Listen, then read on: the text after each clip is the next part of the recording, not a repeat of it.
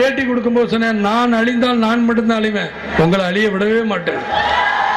நான் நல்லா இருந்தா உங்க எல்லாரையுமே நல்லா இருக்க வைப்பேன். ஒரு கூட்டத்தை எந்த மாநாடும் பார்த்திருக்காது.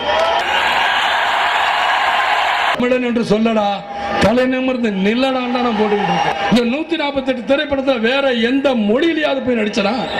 நடிக்கல. மொழி தாய்மொழி தமிழ், அதை மாற்றவே முடியாது. அதற்கு நானும் விடமாட்டேன். தமிழ் மொழி காப்பதில் நான் உறுதியா இருப்பேன். இந்த அரசியல் கட்சி ஆரம்பிச்சேன். என்ன ஆக போகிறது? நம்ம சொத்தை அடைஞ்சாலும் சரி, நம்மளுக்கு தேவை மக்கள். இந்த மக்களுக்காக யாராவது ஒருத்தன் செத்து கூடாது, என்னுடைய பேர் இருக்கட்டுமே. அந்த ஒரே உரிமையில தான் நான் மேலோட்டமாக ஏசியில் உட்காந்து மேலோட்டமாக இப்படியெல்லாம் மேடை பார்த்தவன் இல்லை.